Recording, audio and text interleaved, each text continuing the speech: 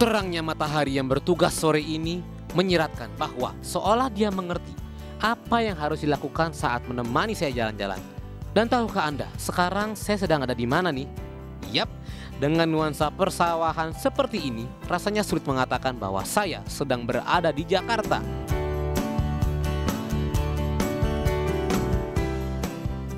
Selamat sore Ibu-Ibu. Selamat sore.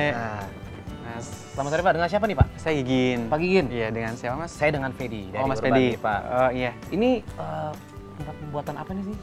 Ini tempat pembuatan boneka Horta. Boneka Horta? Iya, betul, berarti benar. boneka Saya datang ke Horta. tempat yang tepat. Nah, Iya. sebelum saya ngobrol lebih lanjut nih, Mangga. saya mau nyapa dulu bentar ya di rumah ya. Iya, mangga, Halo, silakan. selamat sore. Kembali lagi di Urban dan kali ini saya akan mengajak Anda ke satu tempat yang unik banget nih. Sekarang saya lagi ada di Bogor.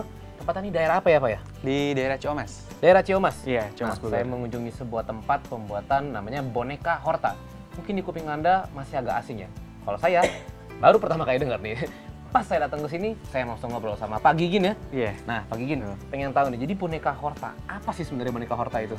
Iya, boneka Horta adalah sebetulnya media tanam. Media tanam itu dia serbuk kayu kita gunakan. Kemudian media tanam kita bentuk boneka, Ya. di mana fungsi boneka itu adalah untuk mengedukasi anak-anak supaya mereka belajar tentang tanaman.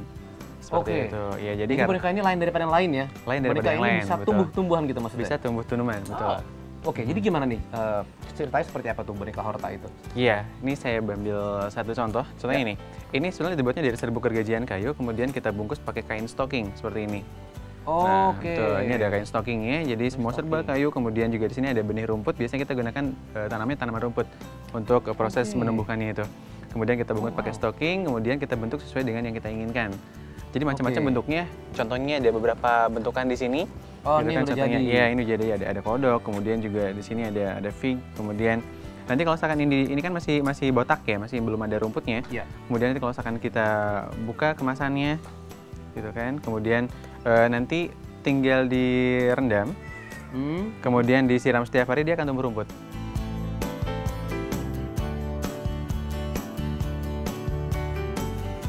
Inovasi dan kreasi itu bisa berupa apa saja dan tak terkecuali oleh Pak Gigin ini yang mendapatkan ide lewat boneka ketika ia masih menjadi mahasiswa pertanian.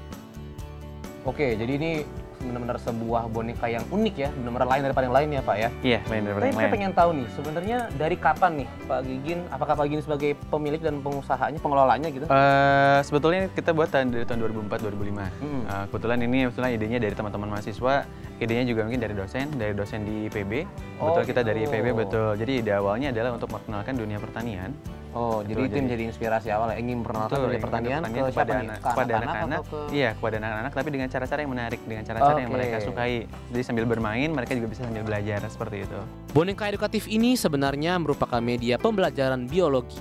Karenanya, boneka ini diberi nama boneka Horta yang diambil dari kata horticultura atau tumbuh-tumbuhan. Nah, untuk membuat boneka Horta ini ya, untuk satu jenis mungkin misalnya babi atau mungkin kodok gitu ya. Iya. Itu pembuatannya berapa lama dan gimana sih proses pembuatannya? Biasanya cepet banget. Jadi kalau misalkan karena ini kan home industry banget, jadi mulai dari proses pengisian bahan baku itu, ini kan dari stocking yang tadi saya jelaskan itu, kemudian Ya. proses pengisian bahan baku ini paling juga sekitar sebentar, sangat sebentar, biasanya cuma 1 menit juga nggak nyampe. Biasanya pengisian bahan baku, kemudian proses selanjutnya adalah pembentukan terserah apa yang kita mau bentuk gitu kan. Itu Tergantung juga kreativitas masing-masing tergantung berarti kreativitas ya? masing-masing. Kalau Oke. misalkan contohnya untuk pembuatan gajah yang tadi itu, ini biasanya juga nggak nyampe 5 menit proses pembuatan gitu. seperti ini. Jadi cepet banget. Ini tinggal karena ternyata ya. caranya dengan cara sedikit dipijat seperti ini, dicubit, kemudian tinggal diikat, itu sudah jadi. Itu biasanya sih nggak lucu nyampe ya. sekitar 10 menitan lah. Itu Oke. sudah jadi satu buah boneka. Berarti dalam sehari gitu bisa memproduksi berapa nih? Berapa banyak nih kira-kira? Itu tergantung. Jadi kalau misalkan kalau misalkan sekarang sih kita tergantung pesanan. Tapi kalau misalkan Oke. sehari itu bisa sampai 500 juga bisa. 500 buah boneka. 500. Iya. Home industry 500 banyak juga loh ya. 500 buah boneka, iya. Cukup banyak betul. loh ya. Untuk digunakan sebagai sebuah media pembelajaran, boneka ini sangat cocok. Karena bentuknya yang unik membuat boneka ini disenangi tidak hanya oleh anak-anak perempuan saja. Udah berapa karakter nih yang Karakter kita lebih dari lebih dari 20 lah, 20 karakter yang sudah kita buat, betul. Jadi kita macam-macam, ada bentuk binatang, kemudian juga ada bentuk mobil, bentuk pesawat, kemudian juga ada yang orang. Kalau orang mungkin kita ada yang namanya Horta Abjad yang bisa tulisan pakai abjad di situ, kemudian ada Horta School. Ada sekarang kita ada juga ada Horta Profesi. Top nih. Nah, pengen tahu, berarti kan Pak Gigin menjualnya ini ya, pengen tahu berapa sih harganya? Kalau harga biasanya kita pasarannya antara 10.000 sampai 25.000. Betul. Jadi ada yang kecil, kemudian ada yang lumayan besar. Masih terjangkau gitu masih ya? terjangkau, iya betul, masih terjangkau. Ya sama seperti mainan-mainan yang lain lah seperti itu. Distribusi udah sampai mana nih penjualannya? Udah sampai ke... Penjualan insya Allah kalau di kota-kota besar di Indonesia sudah ada. Nah kalau kota besar tuh apakah masuk ke dalam mall gitu atau ke supermarket gitu? Iya, kita masuk, kita kerjasama dengan juga distribusikan ke mall juga, ke supermarket juga, biar mereka juga lebih mudah mendapatkan boneka Horta ini. Dengan jangkauan distribusi yang luas, tentunya kuantitas dari permintaan dari konsumen setiap harinya juga besar. Hal ini tentu menjadi ladang penghasilan untuk masyarakat. Oke, saya mau coba ya. Enggak, silakan. Perlu benang ya. Jadi kita sediakan benang, ini benang fungsinya untuk mengikat. Ini benang-benangnya. Betul. Membuat boneka seperti ini sebenarnya gampang-gampang susah. Disinilah imajinasi kita dibutuhkan. Tapi sebenarnya nggak terlalu sulit juga sih ya. Oke, ini dia. Ini sebuah bisnis yang kreatif dan Pak Gigin, makasih nih diajak main ke sini. Terima kasih. Saya terinspirasi ini bagus sekali nih. Saya doakan sukses terus ya untuk usahanya. Amin. Mudah-mudahan sampai ke luar negeri. Amin. Mudah-mudahan. Luar biasa nih. Ibu-ibu juga ya, sukses terus ya Bu ya. Amin. Luar biasa nih. Nah, jangan kemana-mana karena habis ini saya mau ke tempat lain yang juga nggak kalah serunya ya. Kemana nih? Nonton terus Urban, oke? Saya mau buat dulu. Oke. Cepet jadi nih. Nah, udah jadi deh orang. Enggak, udah jadi.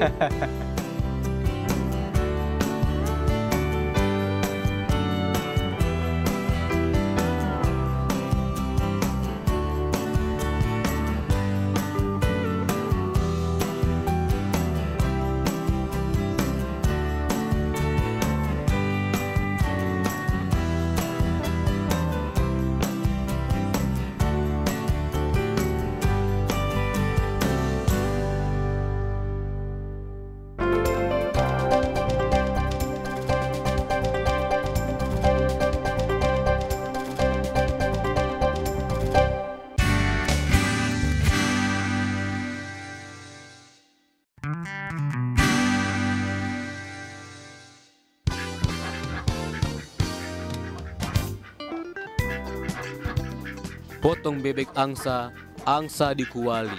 Kalau Anda masih di sana, maka Fedi masih di sini.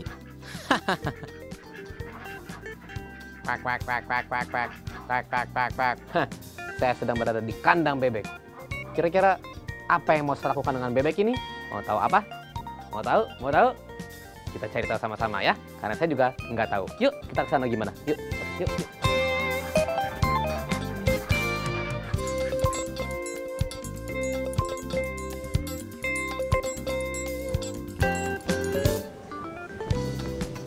Wah, tadi apa yang dibawa ya? Kayak penasaran saya.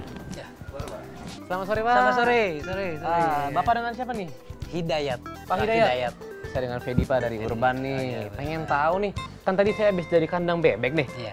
Terus saya dengar-dengar di sini tempat ini ada sesuatu yang berhubungan dengan bebek. Apa nih, Pak? Oh, kita membuat telur asin dari bebek, telur bebek. Ya. Telur asin dari telur bebek? Iya. Oh, enak tuh ya. Saya langsung lapar ngebayangin aja. Tapi jangan makan dulu, mau ngobrol-ngobrol sama Pak Hidayatnya. Pak, pengen tahu Bapak Hidayat nih yang mengelola usaha bisnis telur bebek ini? Iya. Telur asin ya? Iya, telur Nah, asin. dari tahun berapa, Pak? Kurang lebih hampir 2 tahun deh, Agustus 2 tahun. Oh, berarti belum lama ya? Iya, udah lama. Oke, apa nih Pak yang menyebabkan Bapak memutuskan untuk menekuni menjalani usaha ini? Ya, mungkin saya kan udah pensiun. Oh, Ya, udah pensiun. Ya mungkin daripada diem aja, saya coba-coba aja tadinya gitu.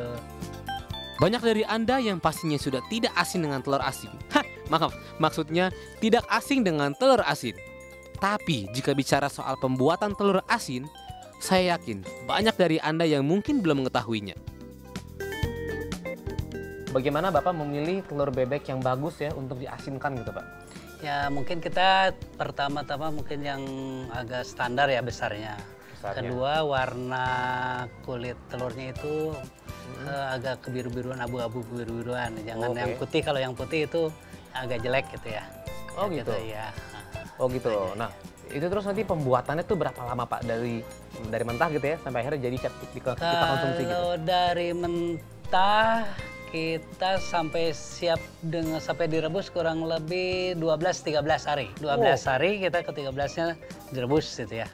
Oh jadi dari proses sampai direbus itu diapain Pak? Diamkan saja? Didiamkan itu melalui proses kita setelah namanya dikasih media untuk asinnya.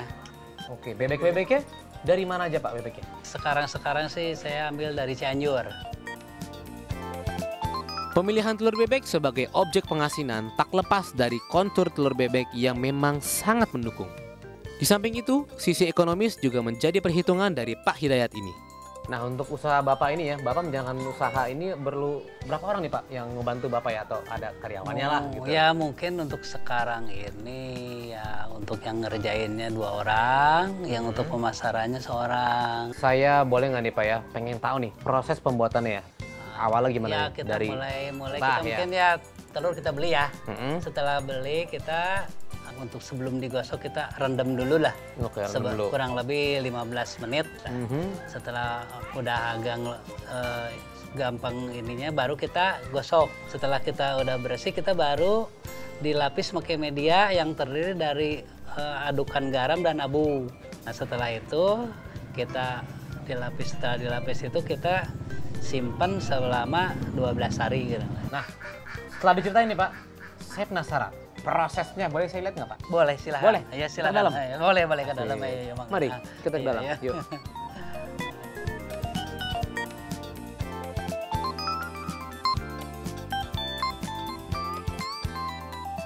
Nah ini bahan-bahan untuk pembuatan telur asin. Bahan-bahannya apa aja nih Pak yang digunakan Ini membuat untuk telur asin? ini yang jelas telurnya ya, telur Telurnya bebeknya. pasti, ya. Kedua ini Garam. garam dan Oh, itu garam. ketiga abu gosok. Oh, abu gosok. Ya abu gosok. Nah, Oke. mungkin kalau untuk supaya lebih merekat, kebetulan tidak ada di sini, pakai semen bata. Bapak bisa memproduksi berapa telur asin? Kalau sekarang ini paling hanya 500. Nah, tadi kan Bapak bilang ada yang proses pengendapan 12 hari Pak ya? Iya. Ada nggak Pak sekarang yang lagi diendapkan nih telurnya? Ada. Gimana Pak? Silakan di tempatnya di sini. Itu? Iya.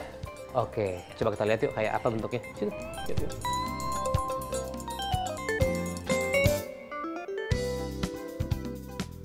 Pada dasarnya, proses pembuatan dari telur asin ini merupakan sistem penyerapan zat asin garam ke bagian dalam telur bebek ini.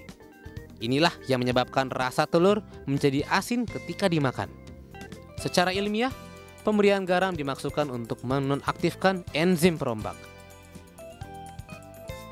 Oh, nah ini itu warnanya abu-abu Pak. Ini warna agak kemerah-merahan nih. Kenapa ya? Nah, Bedanya apa nih? Ini yang agak kemerah-merahan dicampur sama Oh, yang tadi Bapak bilang bata tadi ya, merah. bata merah ya? Oh, iya, bata tadi merah singgung. itu. Dan itu yang abu-abu aja ya? Itu abu gosok aja Abu ya? gosok dan garam aja. Oke. Ini jadi 12 hari ya ini Pak? 12 hari ya, 12 hari. Saya yakin nih Pak, rasanya pasti mantap. Insya Allah gitu ya. Rasanya pasti asin, karena kalau manis pasti bukan telur asin. Telur manis. Telur manis namanya atuh. Iya. Oke Pak, kalau gitu saya mau ngucapin terima kasih nih sudah diajak melihat-lihat nih telur asinnya, dan saya doakan Pak supaya sukses terus. Terima kasih. Boleh, Pak. Terima kasih. Sukses, Pak, ya, Sama-sama. untuk Sukses telur ya. asinnya. Terima kasih. Ini dia Pak Hidayat, pengusaha telur asin dari daerah Bogor, yang pasti telur asinnya asin bener ya Pak ya? Iya, insya Allah asin Mantap benar. nih, rasa mantap, yang pasti bisnis mantap. Nah, abis ini saya akan jalan-jalan ke tempat yang lebih mantap lagi dari tempat ini, tetap di Urban, oke? Nah, ini mana nih Pak? Mungkin ada yang bisa saya gosok-gosok Pak? Bisa dibersihin gitu? Boleh ya. Boleh? Sana mungkin Sebelah yang sana? ini yang Oke. lebih yang udah lama.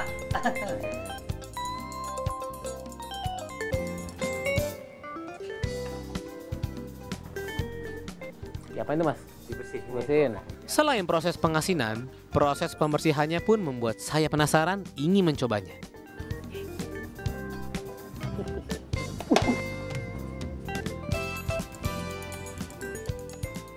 Mas, saya ada janji nih kayaknya baru inget. Ada ditunggu itu ponakan di depan. Iya. Ya Mas, tadi telur udah iya, saya taruh iya, nih. Ini ya, iya, ini iya, ya. iya. Oke, makasih Mas ya. Makasih ya. Ayo, Ya.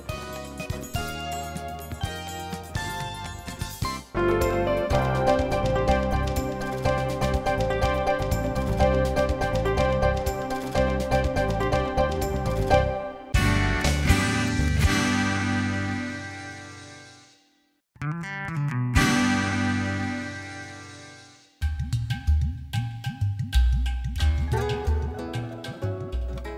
melanjutkan perjalanan saya mendapati ada sebuah tempat yang menarik nih. Mau tahu tempat apa yang saya maksud? Ayo, ikuti saya terus ya. Selamat sore, AA dan Teteh.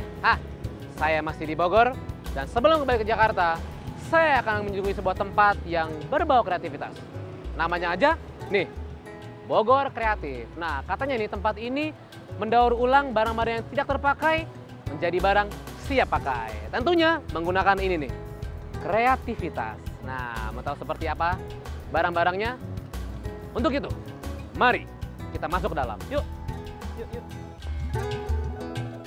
Apa sih sebenarnya Bogor Kreatif ini? Penasaran kan? Nah, kalau penasaran, gimana kalau ikut saya tengok ke dalam?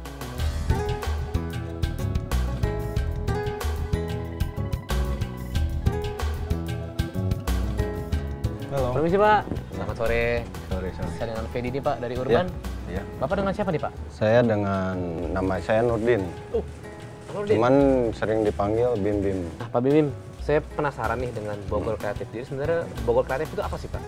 Kalau Bogor Kreatif ini dulu awalnya sih saya bergerak di yaitu tadi apa kendala-kendala untuk apa buka usaha tuh apa yang tidak banyak mengeluarkan modal gitu. Makanya saya mengaplikasikan apa bahan-bahan limbah menjadi produk. Wah, semakin saya mendalami kota Bogor, ternyata semakin banyak orang-orang kreatif yang saya jumpai. Di mana salah satunya adalah Pak Nurdin ini. Nah, dari Bogor Kreatif ini Pak, apa aja yang sudah dihasilkan oleh Bapak dan dari sini ya, Bogor Kreatif ini? Ada ranting, dibikin bingkai, terus ada kita dari kayu untuk interior seperti kap lampu, terus ada dari kelapa, batok kelapa, dibikin tempat permen, terus dibikin patung. Ya pokoknya kita coba untuk, kalau dulu sih kita mencoba untuk mulai usaha tanpa modal. Kalau sekarang jauh ya. Karena kita nerima limbah aja sekarang harus bayar. Dengan kreativitas, segalanya bisa menjadi uang. Seperti Pak Nurdin ini, di mana idenya mampu mengubah limbah pabrik menjadi barang dagangan. Dengan segini banyak ya Pak, barang-barang ini ada berapa karyawan yang Bapak pekerjakan? Kalau kita karyawan di sini ada, kalau di tempat ini ada 10 orang, sekitar 10 orang. Tapi kita tidak tertutup kemungkinan mereka, misalnya pekerjakan mereka yang di rumah-rumah juga, itu disebutnya borongan. Oh, jadi di sini selain menghasilkan sesuatu, tapi apakah juga ada edukasinya gitu Pak? Ya, di sini ada edukasi. Kita, kalau edukasi kita untuk subsidi silang. Ada edukasi yang misalkan dari sekolah-sekolah yang menengah ke atas kita budgetkan. Tapi kalau ada juga yang edukasi dari kelompok anak-anak jalanan atau kelompok anak-anak yang putus sekolah, kita kasih gratis. Nah, kalau yang kertas daur ulang Pak ya? Ya. Saya pengen tahu nih, tadi kan Bapak sempat ngomong mendaur ulang barang-barang limbah ya? Ya. Kertas juga berarti ya? Ya, kertas. Nah, dari apa nih Pak bahan kertas daur ulangnya? Nah, kertas daur ulang itu kita dari pohon pisang yang memang lagi banyak kan, kalau pohon pisang kan sekali panen main tebang. Nah, itu saya terinspirasi itu tetap kita masih kita bisa minta, nggak pakai beli karena habis ditebang kan dibuang. Makanya kita coba untuk dieksplorkan dibikin kertas. Dengan bahan baku yang masih mudah didapat, usaha kreatif Pak Nurdin ini bisa dijual dengan harga yang terjangkau. Jadi untuk prosesnya gimana Pak? Kalau proses pendaur ulangan tadi ada proses kita fermentasi, terus kita di blender, dibikin bubur. Setelah dibikin bubur itu nanti ada dicetak kita pakai screen. Oh gitu. Itu juga kayak menyablon berarti Pak ya? Ya itu diapain tuh? Dikeringkan? Itu cuman untuk memeras aja sebetulnya, memeras kan gitu. Yang diambil itu dedaknya. Dedaknya jadi kertas. seperti itu. Nah, gimana kalau kita lihat aja Pak bentuk jadinya seperti Boleh apa? Boleh nanti. Boleh? Lihat ada bentuk jadinya. Oke, Ya. boleh Pak. Kalau gitu saya mau langsung melihat seperti apa bentuknya. Kemana kita Pak mengarah Ya, jalan? silakan. Oke, siap.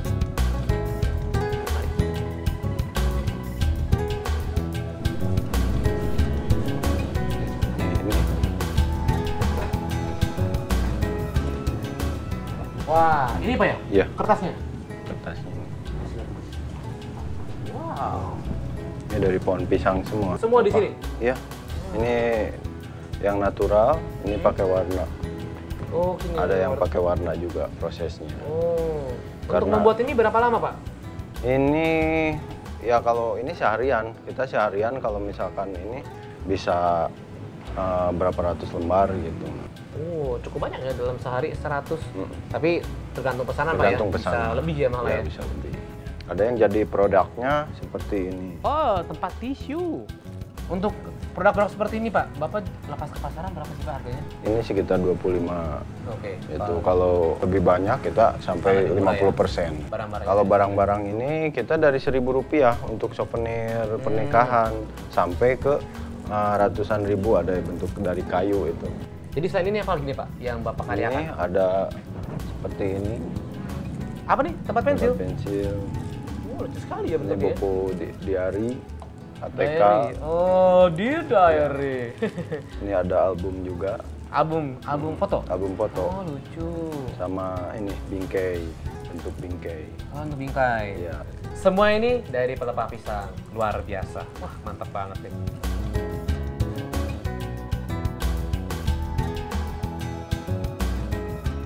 Ini merupakan bukti bahwa kreativitas sebenarnya bisa menopang hidup.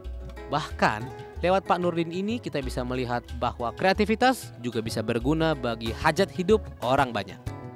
Ya, ini dia Bogor Kreatif yang dengan kreatifnya bisa mengangkat limbah menjadi barang-barang yang siap jadi seperti ini nih. Ini barang-barang yang luar biasa.